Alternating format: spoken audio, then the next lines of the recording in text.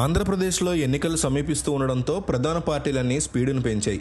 మరోసారి అధికారాన్ని చేజిక్కించుకోవాలని వైసీపీ ప్రయత్నిస్తూ ఉండగా, ఎలాగైనా అధికారాన్ని కైవసం చేసుకోవాలని తెలుగుదేశం, జనసేన, బీజేపీ కూటములు అడుగులు వేస్తున్నాయి. ఈ క్రమంలో అందరి చూపు పవన్ కళ్యాణ్ పోటీ చేసే పిఠాపురం సీటు మీద ఉంది. ఆంధ్రప్రదేశ్ ఎన్నికలు సమీపిస్తూ ఉండడంతో ప్రధాన పార్టీలన్నీ చాలా దూకుడుగా వెళ్తున్నాయి. దీనిలో భాగంగా వైసీపీ ఒక పెద్ద వ్యూహరచనే పిఠాపురం ప్రాంతంలో చేస్తోంది. పెండం దొరబాబుని క్యాంపు కార్యాలయానికి పిలిచి మాట్లాడిన సీఎం జగన్ పలు కీలక సూచనలు చేశారు. పిఠాపురం అభ్యర్థి వంగా గీత వర్గంలో సమన్వయంతో ఉండి వైసీపీ జెండా ఎగరవేయాలని అన్నారు.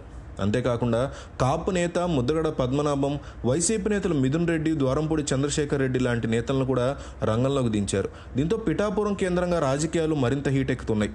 అయితే ఈ ప్రాంతంలో ఆపరేషన్ పిఠాపురం అని స్పెషల్ ఫోకస్ని చేయబోతున్నారు జగన్మోహన్ రెడ్డి. ఇప్పటికే నియోజకవర్గ పరిధిలో అన్ని మండలాలకి ఇన్ఛార్జీలు నియమించారు జగన్.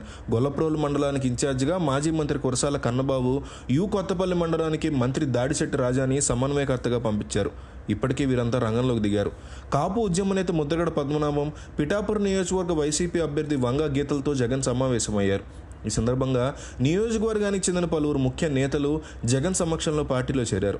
2019లో పిఠాపురం నియోజకవర్గంలో జనసేన టికెట్ మీద పోటీ చేసిన శేషకుమారి, రాధారంగం మిత్రమండలి అధ్యక్షుడు వంగవీటి నరేంద్ర వైసీపీ కండువా కప్పుకున్నారు. ఈ సందర్భంగా నేతలకి కీలక సూచనలు చేశారు జగన్.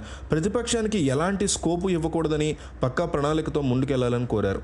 అయితే వైసీపీ ప్రధానంగా పవన్ ఎమ్మెల్యేగా గెలిచిన పిఠాపురంలో అందుబాటులో ఉండరని, సినిమాలతో ఆయన బిజీగా ఉంటారని, వంగా గీత స్థానికంగా అందుబాటులో ఉంటారని ప్రచారం చేస్తున్నారు.